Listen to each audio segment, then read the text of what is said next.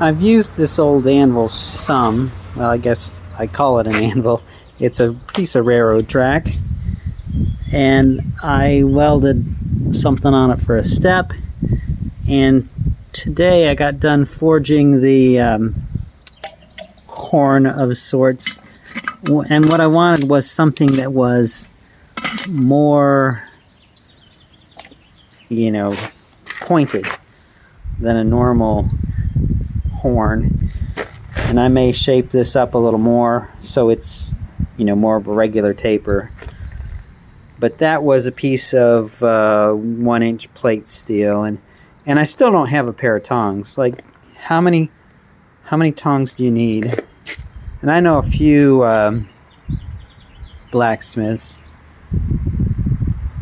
The one with the fewest number of tongs has 3 pairs of tongs. So I was getting ready to, you know, build tongs or buy tongs or whatever, and I was watching all these videos on how to make tongs without a pair of tongs. And well, when I was doing this, that's pretty heavy stock. I was also making these hardy tools down here, and what I was using was these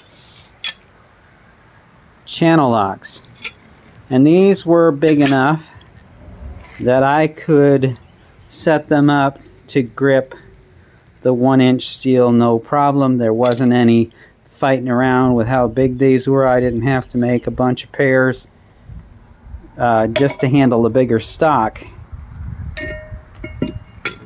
And then I got to thinking, well, you know, I had planned on making this pair of tin snips into a pair of tongs, a small pair, cutting it here and straightening that out and flatten this over into a dog and everything, and I thought, well, maybe that's too little, so I got this other one and you know, thought, well, I'll do it to this one instead. But after using this, maybe the answer to the question, how many pair of tongs do you need, is not 3 like the one guy, or 8 like the other guy, or 30 like the other guy, or 100 about, because you don't even know anymore. I think that pair of channel locks will be sufficient for at least the early part of my forging, until, you know, I'm working with more regular size stock. So if you're always using, you know, 3/8 bar or something like that, well, you certainly don't need a big tongs like that. And they said, hey, it's gonna mark up your work, and which is, you know, fair criticism. And so I thought, well, maybe it will, I don't know. And so when I did this, I said, well, let's do this. I used them for forging this thing, and then I welded it on. But are there marks in it? Well, yeah, there are. Right there. There's marks from the jaw right there. Now I can grind them out pretty easy, or if you saw them while you're forging, you could just bang them out. But, you know, I think there's probably other marks in this in various places, but I don't think it really matters that much. I mean, the finish I need on this piece is sufficient for the tools I'm using to make that piece. So I'm going to use this, you know, smaller anvil for a variety of things.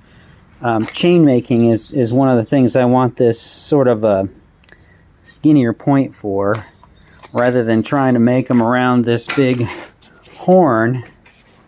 That can be a little challenging to get things to be, you know, I'm using this much of the anvil, and I think I'll be able to use a lot more, get a lot more done with this. Leave all of the square edges on this thing.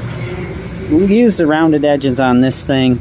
That'll help me, you know, be more productive as far as stretching things out quicker and stuff like that, so I won't have to use the horn a lot on that anvil.